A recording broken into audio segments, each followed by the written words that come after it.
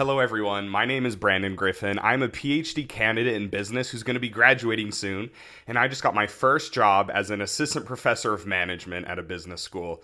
I did it. I survived my PhD. I'm gonna graduate soon. It's gonna be great. But since I'll be completing my dissertation soon, I wanted to reflect on my journey and give some advice on how to get into a PhD program. Here are 5 things I recommend if you're trying to get into a doctoral degree program, and the last one was especially relevant to me.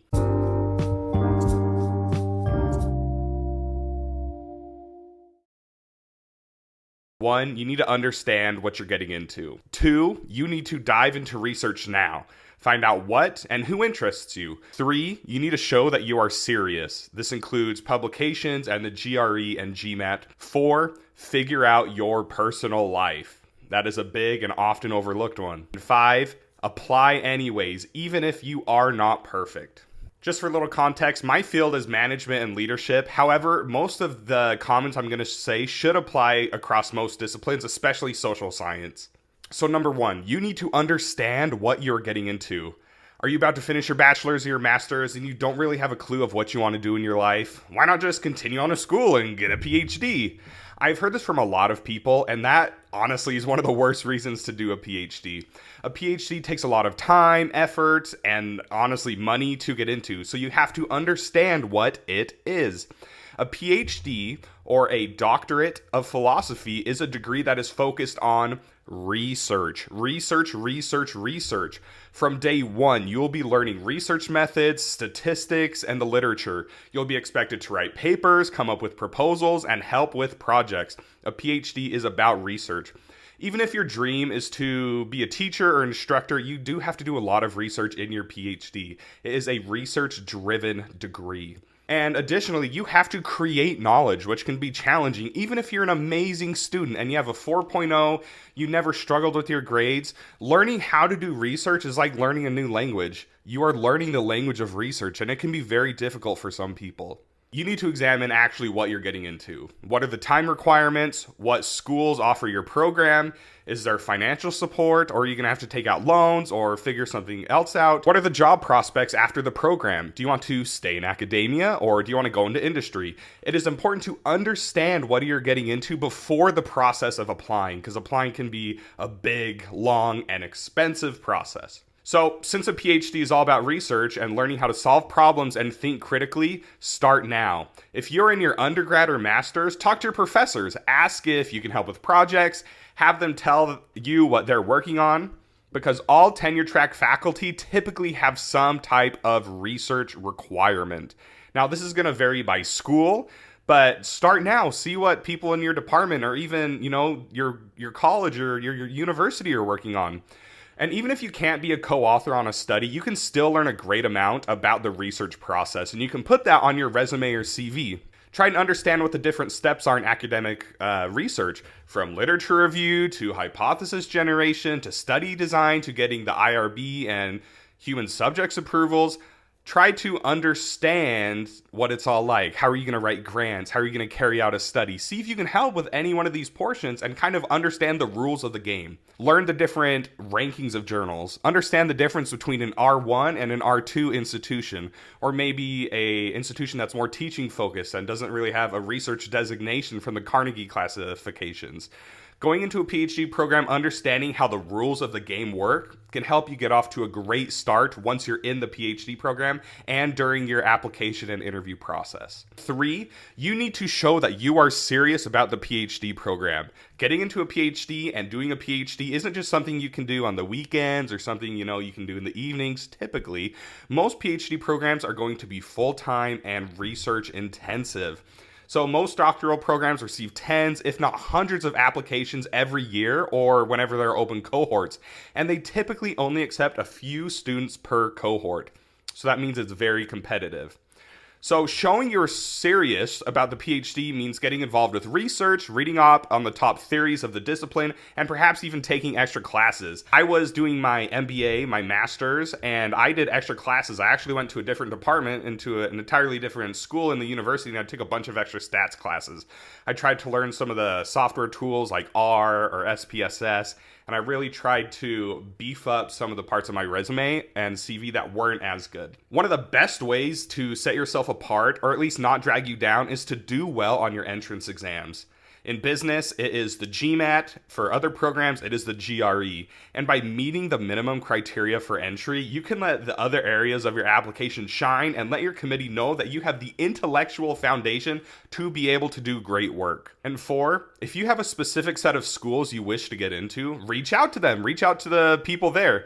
Ask how you can make yourself a good candidate and how you can get admitted. As hard as it may be, networking and putting yourself out there can make all the difference in your getting accepted and application.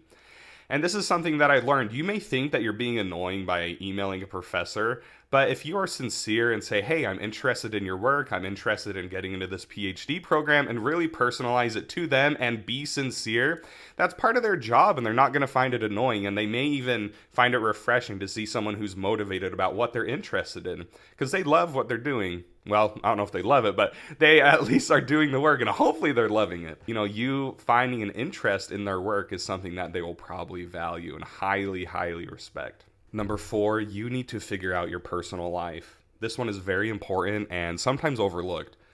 But where are the universities that have your program that you're applying to? Is it in your hometown, or is it on the other side of the country? Or for many people, it could possibly be on the other side of the world. How will you pay for school? What about your dog? What about your significant other? What about your family? What about your parents? What about your brothers and sisters? Can you handle living 3,000 miles away from home? To thrive in a PhD program, you need to have a healthy personal life. There's kind of the joke that you're constantly working and you're constantly just, on the run basically during a PhD program. And that can be true. But what are you going to do during your off hours? How are you going to try to have work-life balance, which is something that I research, but how are you going to have work-life balance? How are you going to handle downtime? Are you going to be okay? Are you going to be able to take care of yourself physically and emotionally? How are you going to make friends? How are you going to do all these things? And that's something that's very important. And, it might not show up on your application, but it can help you if you're going to be confident about where you're going. You also want to figure out, what are the requirements of the program? Do they expect you to be at the school every day? Are you going to teach starting out your first semester? Are you going to be a TA? Or can you work from home? You need to make sure that your life won't fall apart just because of the degree. For me, I had a very hard time transitioning into my PhD program. I had lived away from home, but it was just a whole new set of circumstances. It was a lot of change, and it was a very difficult first year for me. And luckily, I had a good support system. I had a wonderful church. I had my wonderful wife, and we ended up getting a dog, which helped a little bit. But I was able to survive, and it can be a big shock for a lot of people. So how will you handle your personal life when you apply and get into a PhD program? And the 5th one, apply anyways, even if you aren't perfect. If your GPA isn't that great, apply anyways. If you don't have any research experience, but you're really interested, apply anyways. If your GRE or GMAT is below the minimum that's on the website, apply anyways. Here's my experience. My GPA was good. I had a business degree for my bachelor's, and I had an MBA in finance, and I knew what I was getting into. So my grades were good, and my research experience was good. I knew the difference between an A+ journal and a C journal, and I kind of knew what the requirements were. I had talked with a lot of people. I'd read a lot of things, and I knew I wanted to get my PhD. I knew I wanted to stay in academia and do research and teach people and become a professor. But I could not score well on the GMAT. I really, really struggled. I took the initial I took the initial GMAT getting into my MBA, and it wasn't very good. And I spent basically a whole summer just diving into the GMAT prep, spending a lot of money, taking the test multiple times, and my score went up, but it really, really was low. And for some schools, it was even below their minimum. So I basically looked far and wide for PhD programs that would be good for me and a good fit for me, and I applied to them. and I thought I wasn't going to get into any PhD programs, but I had one school that was really on my mind that I really wanted to get into, and they actually ended up offering me. And after I accepted, I actually had 4 or 5 other schools that were interested in me, even though I thought my application was horrible. So the moral of that story is apply to PhD programs, even if you don't think you're qualified or even if you're below the minimums. Because if you're serious, people can tell that, and they may see past some of your imperfections. So let's review. 1, you need to understand what you're getting into. 2, dive into research now, because that's what a PhD is. 3, show that you're serious and prepare. 4, figure out your personal life. And 5, apply anyways, even if you aren't perfect. There are a couple other things I want to mention. Research the schools that you're getting into, because the programs are going to differ between each school.